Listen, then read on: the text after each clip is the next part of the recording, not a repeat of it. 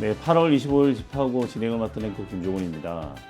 네, 지금 최근 들어 집값이 하락세를 타고 있습니다. 관련해서 또 이 여러 가지 집 가진 사람들, 역걸족들 불안감이 커지고만 있는데요. 또 일기 신도시도 신도시 주민들이 다소 논란이 있는 것 같습니다.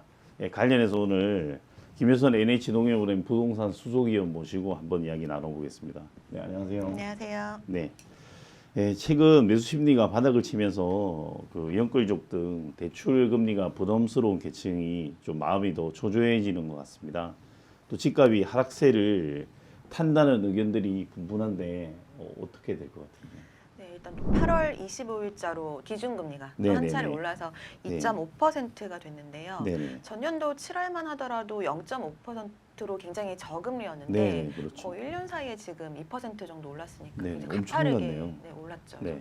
대출금리는 기준금리 속도보다 더 빠르게 올라서 네. 연끌족들이 굉장히 좀 부담스러운 부분이 있을 것 같고요. 네네. 그리고 지금 올해 1분기보다 2분기가 그리고 2분기보다 3분기가 네네. 더 가격 하락세, 하락 전환이 더 심화되고 네. 있는데 올해 3분기에는 상반기보다도 더 하락폭이 좀 커질 걸로 예상이 되고는 있습니다. 네. 아무래도 금리가 높아지면은 지금 이미 보유한 분들도 그렇지만 신규로 주택 매입하기, 진입하기 굉장히 부담스러워질 수 있잖아요. 네네. 집값이 계속해서 올라가는 시기에 금리가 올라가는 거는 이자 부담을 하더라도 이자 부담보다 더 크게 집값이 올라갈 거라고 기대하기 때문에 그렇죠. 그래도 그렇게 해서 매수가 샀죠. 가능한데 네네. 지금은 사실 이제 대기자들은 집값이 고점이라고 생각하는 경향이 더 짙은 상황에서 네네. 이자 부담이 커지니까 당연히 매수세가 좀 하락할 수밖에 없는 네. 상황이고요. 매물을 이제 갖고 계시는 분들도 반대로 집값이 장기간으로는 우상향한다라는 믿음이 아직까지는 있는 상황이라서 이 거래가 계속해서 좀 절벽에서 빙하기까지 가고 있는 상황이고 네네. 그러다 보니 하반기에도 더 부동산 시장은 위축될 수밖에 없는 그런 상황일 것 같아요. 그 집을 가진 사람도 이래 막연히 떨어질 거라기보다는 이런 좀 대출이나 이런 게 해결되면 장기적으로는 또 우상향할 수 있다. 그렇기 네. 때문에 굳이 안 판다. 그렇죠. 또 보유세, 종부세도 얼마 네네. 전에 완화한다는 네네. 방향성은 나온 상황이라서 네네. 더 이제 버티려고 하는 분들이 좀 생기긴 한 것 같아요. 그러면 사실은 말씀하신 대로 거래 질병이 올해 하반기에도 계속 이어지겠네요. 네, 그럴 거라고 예상돼요. 더 심하게 거래가 안 될 거라고 네네. 생각이 됩니다. 그럼 이렇게 되면 사실 연끌족들은 지금 저도 대출이 있지만 금리가 오늘도 오르고 가파르게 오르다 보니까 되게 부담이 되는 상황이에요. 네, 제가 맞아요. 집 한 채지만 사실 집을 두 채 가지고 있다든지 아니면 연끌족이 대출을 7, 8억을 받은 이런 친구들은 되게 여기에 대해서 불안해 하더라고요. 네. 그러면 사실 저도 개인적으로 대책이 딱 떠오르진 않는데 이분들은 어떻게 대응해야 될까요? 영끌이라는 단어 자체가 네. 굉장히 좀 이렇게 안타까운 부분이 있는데 네, 맞습니다. 네, 지금 신규로 주택을 매입을 했다고 가정을 해봤을 때 네네. 3억 6천 정도 대출을 받은 경우를 좀 따져보면요. 네네. 작년에 이자 부담보다 올해 이자 부담이 네. 매월 한 30만 원 이상 정도 올라가더라고요. 엄청난 비용이네요. 엄청난 비용이죠. 네. 그리고 이게 금리만 올라가는 게 아니라 최근에 물가도 인상폭이 너무 크다 보니까 네네네. 여러 가지로 좀 상황이 되게 어려운 상황일 것 같기는 합니다. 네네. 그렇지만 그럼에도 불구하고 지금까지 버틴 영끌족이라면 저는 좀 더 버틸 수밖에 없는 상황일 것 네. 같아요. 그 이유가 두 가지 정도가 있는데 일단 첫 번째로는 사실 현실적으로는 매각을 하려고 해도 매각 자체가 안 됩니다. 맞습니다. 예. 지금 시세는커녕 급매로 나와도 네네네. 사실 매수가 많지 않은 상황이기 네네. 때문에 현실적으로 매각이 어려운 부분이 있고요. 네네. 그리고 두 번째로는 지금 어쨌든 작년에 초에 샀어도 아직까지는 이익이시거든요. 네네. 아직은 작년만큼 떨어지진 않은 네네네. 상황이니까.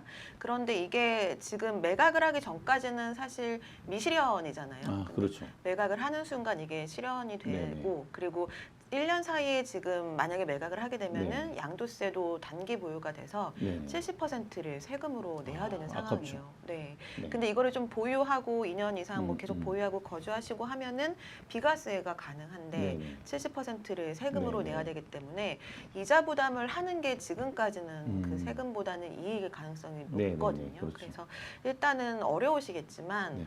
실제로 좀 거주를 하시면서 좀 더 버텨보는 쪽이 오히려 본인한테는 더 이익일 가능성이 높아서 네. 버티라는 말씀을 좀 드리고 싶어요. 저도 네. 공감합니다. 네, 저도 사실은 대책이 없는 줄 알고 질문을 드렸는데 그래도 버티는 게 현실적으로는 이익이 될 것 같다는 생각이 듭니다.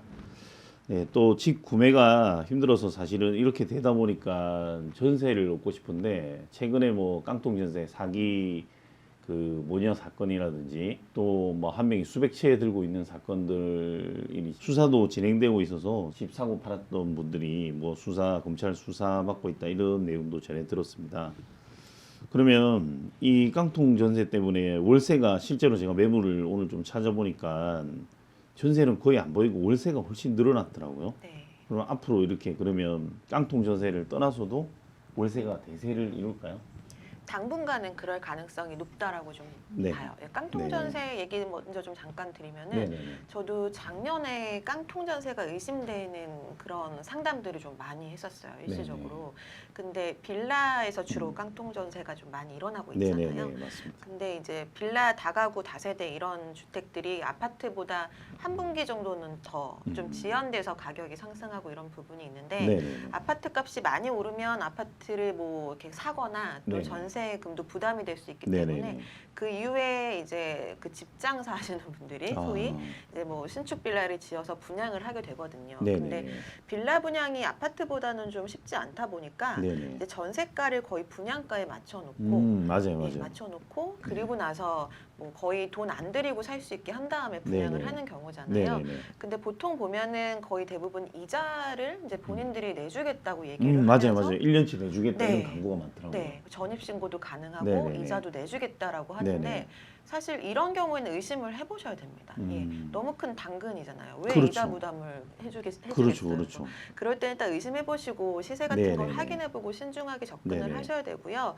이거랑은 좀 다르게 월세 전환이 지금도 빠른 속도로 네. 전환이 되고 있거든요. 네네네. 이제 집 갖고 계시는 분들도 전세보다는 월세금을 받는 게 본인한테 네네. 이익이고 그리고 이제 임차인 입장에서도 네. 전세 대출 금리도 올라가다 보니까 네네. 전세금 대출 이자 내느니 월세 쪽이 지금은 이익이라고 판단하고 하는 분들이 많이 계셔서 네네. 작년보다 올해 이제 서울의 월세 네네. 비중이 훨씬 많이 높아진 네, 상황입니다. 맞습니다. 지금 당분간은 주택 시장이 이런 기조가 계속 이어질 수 있어서 네. 거의 서울 전역에서 월세 거래가 더 많아질 가능성이 좀 높을 것 같아요. 네. 근데 지금 잘 생각해 보셔야 될 게 금리가 계속 당분간은 올라가겠지만 네네. 지금 우리가 고성장 시대는 아니다 보니까 네네. 어느 순간이 되면은 다시 뭐 금리가 이제 유지를 하거나 인하기가 올 거거든요. 네네. 그럼 이제 월세 계약이나 전세 계약, 임대차 계약을 보통 2년에서 4년 네네, 정도를 맞습니다. 계속해서 살기 때문에 네. 지금 하는 계약이 2년, 4년 가거든요. 근데 기준금리 인하는 그거보다 조금 더 빨리 올 수 있기 때문에 네네. 2년 후에도 지금 선택하는 월세가 대출금리보다 부담이 적은지는 네네. 한번 따져봐야 고민을 해보고 된다. 선택을 하셔야 될 것 같아요. 저도 관가했던 부분인데 월세 상투를 잡을 수 있다 이런 말씀을 하시는 것 같아요. 언젠가는 하락점이 올 테니 그 월세 얻는 분들도 잘 따져보시고 아까 전세도 말씀하셨듯이 저도 그 1년 무상으로 뭐 이자를 대납해 준다든지 뭐 이사비를 지원한다든지 이상하게 새 집인데 왜 이렇게까지 혜택을 굳이 직구하기 힘들다는데 많이 줄까? 주로 사회 초년병들이나 좀 경험이 없는 친구들을 노리는 것 같은데 이런 부분 좀 꼼꼼히 따져서 사기 안 당하도록 조심하시기 바랍니다.